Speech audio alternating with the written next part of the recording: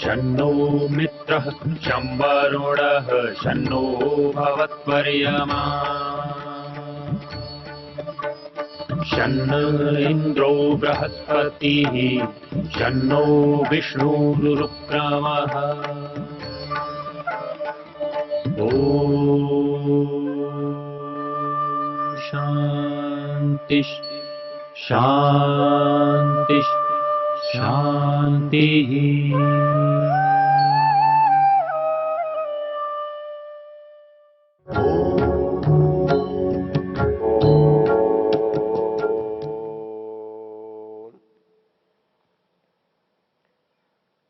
यजुर्वेद के इस चर्चा के प्रसंग में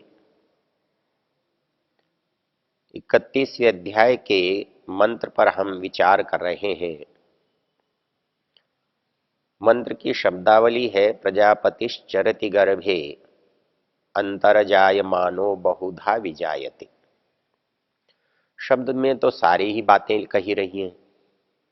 प्रजापति गर्भे चरति, प्रजापति गर्भ में विचरण कर रहा है, अंदर है, लेकिन अजायमान बहुधा विजायते, वो उत्पन्न तो नहीं होता लेकिन बहुत प्रकार से उत्पन्न होता है।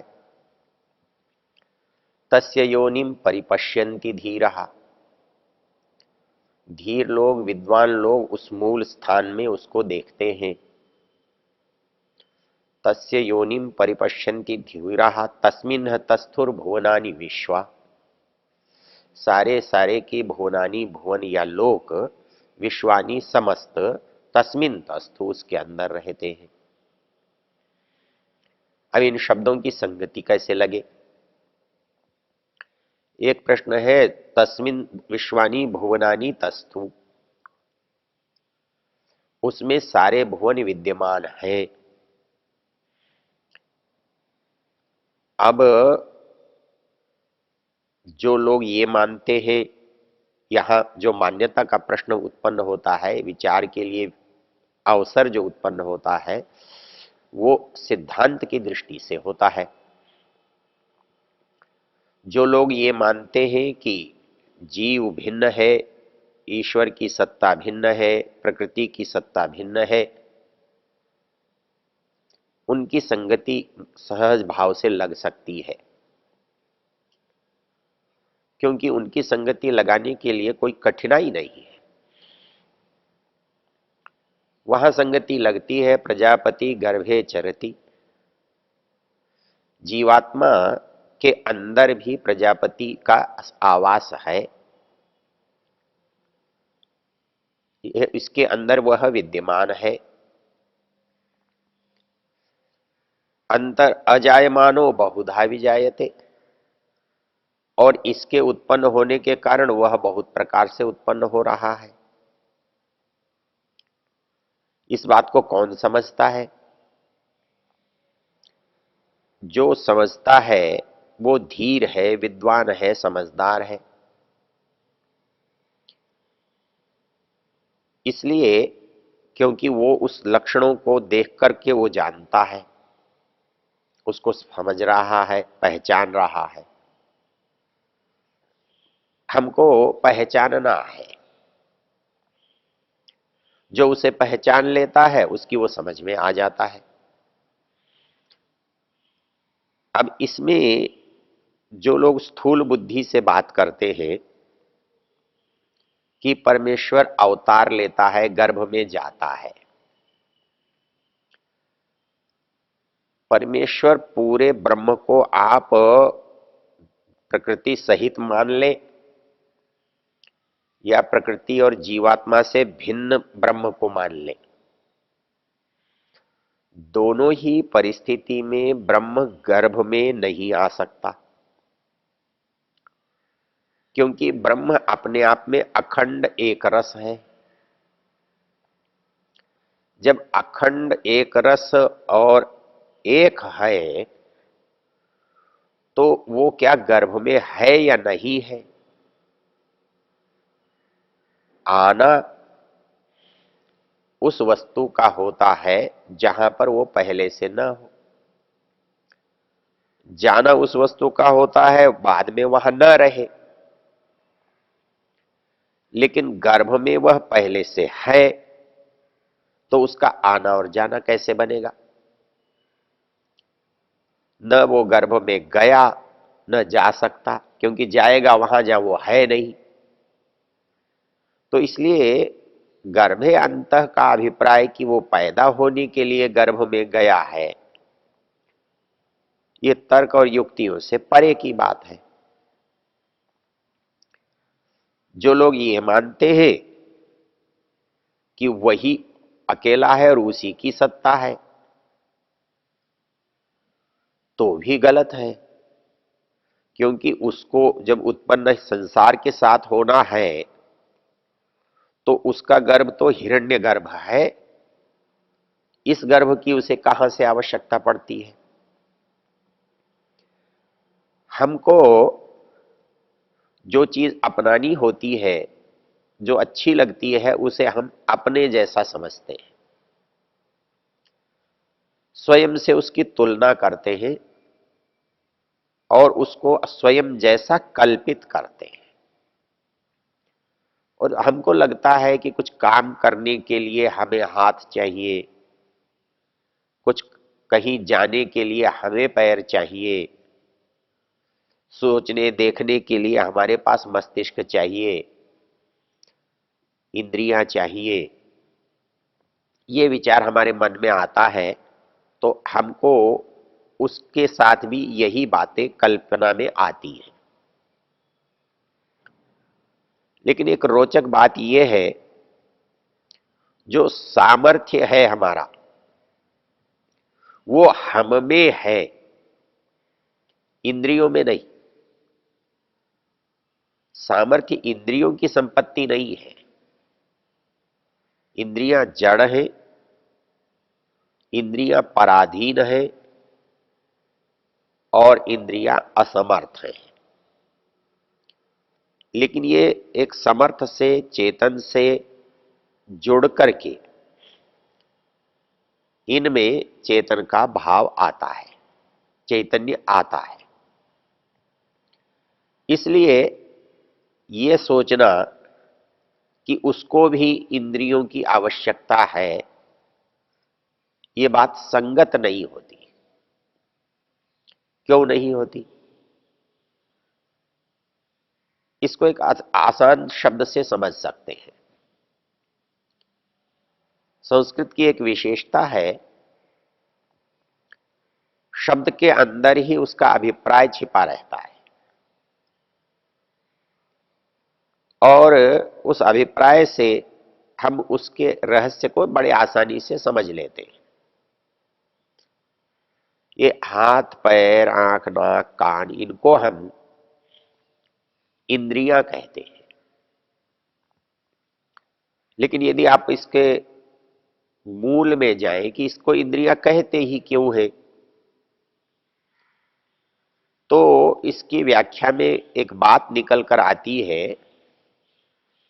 ये इंद्र की पहचान है, इंद्र के साधन है, इंद्र की संपत्ति है, इंद्र के लिए है, इसलिए इनका नाम इंद्रियां है।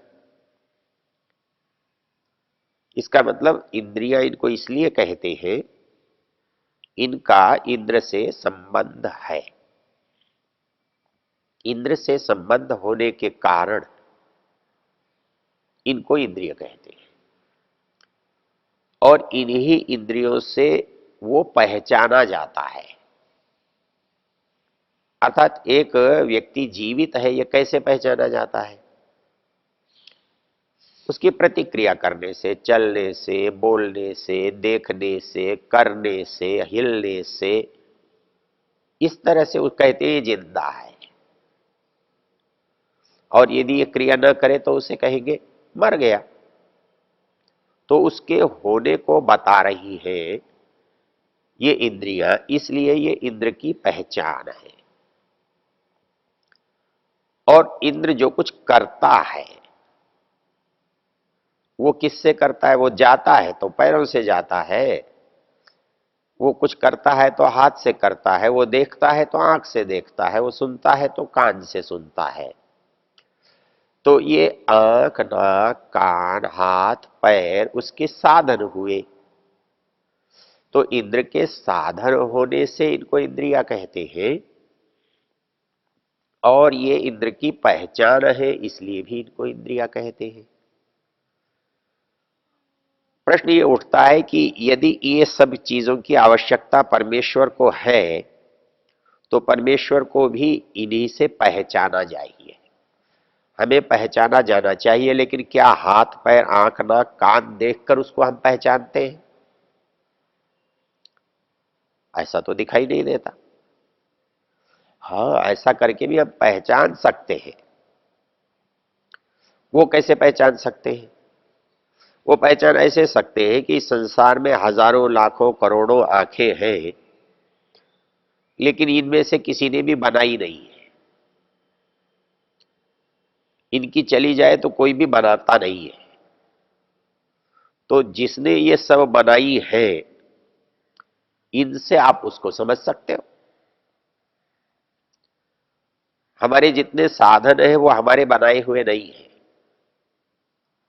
इन सबका बनाने वाला कोई एक है जो सबके लिए समान साधन उपलब्ध करा रहा है। तो इससे हम उसे समझ सकते हैं। जैसे ये हमारी पहचान है, ये जीवात्मा की पहचान है कि इनके होने से, इनके साधनों से, इनकी क्रियाओं से वो पहचाना जाता है। यदि हम कल्पना करें तो इससे हम ऐसे तो पहचान सकते हैं, लेकिन क्या वो इनसे काम भी करता है? क्या वो इनसे देखता है? क्या इनसे सुनता है? सुनो, यदि सुनना चाहे इनसे तो कैसे सुनेगा? इनसे देखना चाहे तो किसे देखेगा? आदमी जब देखना बोलता है तो अपने से भिन्न चीज को देखता है,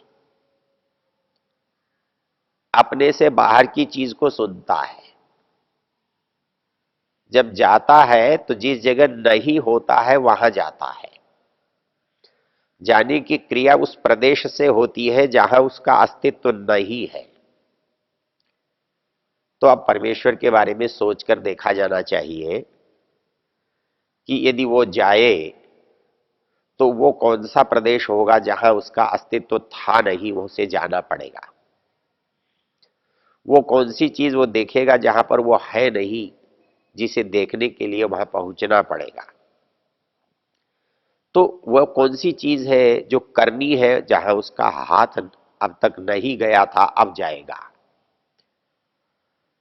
तो पता ये लगता है कि हमको इंद्रियों की आवश्यकता उस स्थान के लिए पड़ती है जहां हमारा अस्तित्व नहीं है। हम पैर से वहां जाते हैं जहां हम नहीं है। हाथ से हम वहां करते हैं जहां हमारा हाथ पहले से नहीं है। हमारे हाथ के वो सीमा में आए तो हम करते हैं, कर सकते हैं। तो क्या परमेश्वर की सीमा से कुछ परे भी है? यदि करने की चीज परे है तो उसे हाथ की जरूरत पड़ेगी। देखने की चीज परे है तो उसे आंख की आवश्यकता होगी। उसको अपनी उपस्थिति कहीं दूर दिखाई देती है तो पैर की आवश्यकता पड़ेगी। इसलिए ये कल्पना करना कि उसका जन्म या अवतार होता है, ये बात असंगत है। क्योंकि सीमित को तो आप यहां से वहां कर सकते हो, असीम को कैसे करोगे? आकाश को आप गर्भ में ला सकते हो क्या? या आकाश को गर्भ से बाहर कर सकते हो क्या? तो वैसे ही परमेश्वर को गर्भ में ला सकते हैं क्या? या परमेश्वर को गर्भ से बाहर कर सकते हैं क्या? असंभव है। तो इस दृष्टि से जब इस शब्द का हम अर्थ करते हैं, प्रजापतिश्चरति गर्भे अंतर अजायमानः बहुधा विजायते, तब हमारी समझ में एक बात आती है कि प्रजापति जो है अंदर से अंदर की चीज है। अंतःगर्भे हमारे जीवन में यदि हम कहीं हो तो उसके भी अंदर वह है, और वो इन वस्तुओं के साथ बहुधा जितनी प्रकार की वस्तुएं हैं उतने प्रकार से विजायते उत्पन्न हो रहा है। तो बात समझाने की क्या है, सृष्टि का प्रकरण चल रहा है और सृष्टि प्रकरण में संसार को परमेश्वर ने बनाया है, ऊपर से बनाता हुआ आ रहा है। इस मंत्र का अर्थ ऊपर के मंत्रों से बिना संगति लगाए तो आप नहीं कर सकते, और संगति लगाकर करोगे तो क्या लगेगा कि यही लगेगा कि वह परमेश्वर हमको इस संसार में कैसे प्रकट हो रहा है। तो वो कैसे प्रकट हो रहा है उसका ये विवरण है। तो उसको देखना या जानना है तो कैसे जानोगे, उसके अंदर आपको जाना पड़ेगा, मूल तक जाना पड़ेगा। तस्य योनिम परिपश्यन्ति धीरा, क्योंकि धीर लोग, धीर मनुष्य उसको मूल स्थान में, मूल स्वरूप में देखते हैं। अर्थात वो जहां है वहां से बाहर नहीं देखा जा सकता। वो सूक्ष्म है तो स्थूल रूप में नहीं देखा जा सकता। उसे देखने के लिए सूक्ष्म को हमें सूक्ष्म में ही देखना होगा, और देखने के लिए जो परिस्थिति है, तस्मिन् तस्थुर भुवनानि विश्वा, कहता है कि वो इतना विशाल है, उसकी विशालता में सारे लोक हैं, सारे भुवन हैं, सारा संसार है, वो तस्थु विराजमान है, रह रहा है, क्योंकि वो उसका बनाने वाला है। और वो बनाने वाला है इसलिए उसने बनाकर उसे अपने अंदर समेटे हुए है। वो उससे बाहर नहीं जा सकता, क्योंकि जो चीज जिसने बनाई है वो उसके सामर्थ्य के भीतर होती है, वो उसकी सीमा और मर्यादा के अंदर होती है। तो यहां मंत्र में भी यही कहा है कि तस्य योनिम परिपश्यन्ति धीरा, वो दिखाई देता है, वो जाना जाता है, वो समझा जा सकता है, क्योंकि तस्मिन् तस्थु भुवनानि विश्वा, ये समस्त भुवन है, लोक है, इनका निर्माण है, इनका संचालन है, इनकी स्थिति है, वो उसी से है। इसलिए इनको देख करके उसे जाना जा सकता है। जैसे मनुष्य के शरीर को देखकर मनुष्य को जाना जाता है, वैसे ही इस संसार के रचना करने वाले को संसार की रचना को देखकर जाना जा सकता है। यह बात इस मंत्र से बहुत अच्छी तरह से स्पष्ट होती है।